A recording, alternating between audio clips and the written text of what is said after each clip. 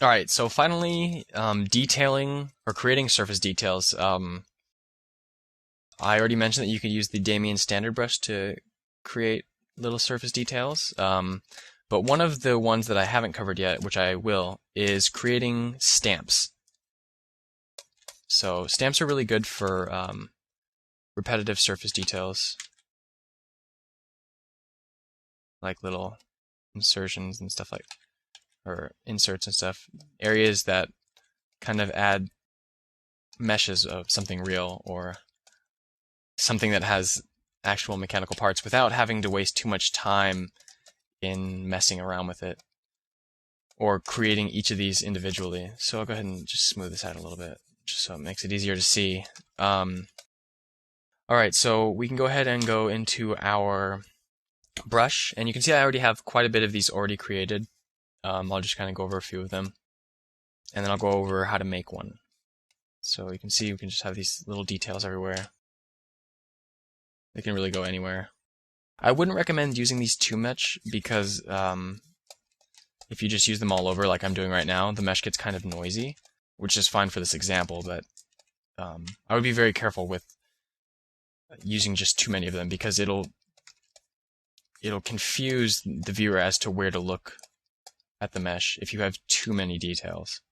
So we can use all these kinds of things to get really cool effects. Alright, so how do we create one of these? It's quite simple. First of all, we want to make sure perspective is off. We want to go into our document and change the size to maybe 500 by 500. And we can go ahead and resize. Okay, and now what we want to do is we want to grab a plane, which is a standard plane. So we're going to go ahead and go to our plane, try to find it in here. There we go, plane, 3D. Okay, so we'll draw that on the canvas, make it editable. So we'll go ahead and make it a polymesh 3D. And now what we want to do is we want to come down to geometry and turn off smooth.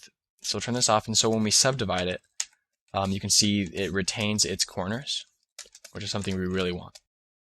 Alright, so now that we have the mesh, I'm going to go ahead and turn on perspective for just a moment so I can see this better. So divide that a few times, and then we can go up into our stroke palette, or excuse me, transform palette, activate symmetry, activate it on the z-axis, and activate radial symmetry. And we can go ahead and turn that up to as many as you need, but you should never use more than you actually need. And so what we can do right here is we can just select the standard brush, and we can start making little details. I'll just make an example of one that I've made before that's quite easy to make. So we'll go ahead and cut a hole in here.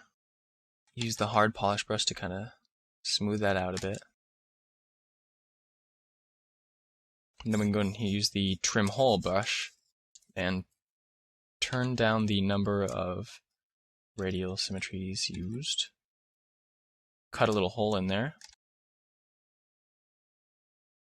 Use the Damien standard brush, and we'll go ahead and turn up the radial count a bit more.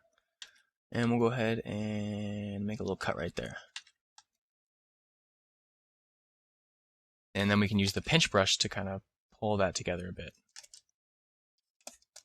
Okay, so now that we have this, what do we do with it? First of all, we want to go ahead and, since this is all negative, it'll be easier to flip it to grab our displacement map. So what we want to do is we want to go ahead and go to display properties, and we'll just click double in case you wanted to do both, so you can see both sides of it. I'm going to smooth that a bit. Okay, so now that we have this, what do we want to do? We want to frame it. We want to zoom in to about where the detail ends, so to about there. And then we go into alpha, and we click grab dock. And you see now I have an alpha right here that we will use to make our brush, our new brush. So to make the new brush, first of all, let's go ahead and come back to our sphere, just so we can test the brush. So we have this alpha, and we want to go to our standard brush and select the alpha. And you can see when we start to do it, it just draws the alpha a bunch of times. So that's kind of a problem. Okay, so what we want to do is we want to come up into dots and change the stroke type to drag dot. And so now we're dragging around this little detail, but it's all wrong. You can see it's still showing in the positive the way we made it. And what we want to do is we want to show it in the negative. So we're going to come into the brush palette, and we're going to change Z add to Z sub. So now when we push it in, it's negative. And now what we want to do is we want to edit a bit of this. So I open this, but I don't really need it yet. What I want to do is up the intensity. Here we go. Now it's looking a bit more like it. I'm going to turn off lazy mouse because we don't really need it. And we just need to play with the intensity, and you can see it's still not quite intense enough. So we're going to turn up the intensity a bit more. And that seems about good. That seems about like the surface detail we want. So now that we have this, what can we do with it? There's one more thing I'd like to change, and that is the focal shift. I'm going to minimize the focal shift a little bit. So the brush is the brush that the brush mimics the alpha that we have most. All right. So turn down the intensity just a little bit. All right, so that looks pretty good. So now once you have this brush and you like what you have, you can go ahead and save the brush out by coming up here and save the brush as. Save this as Eat 3D Mech Stamp 001. And now every time you load ZBrush, it will load along with it. And you can use the Damien standard brush to kind of connect these areas. The possibilities are endless. All right, and that pretty much covers all the basics of hard surface sculpting. So we can go ahead and get into the real character.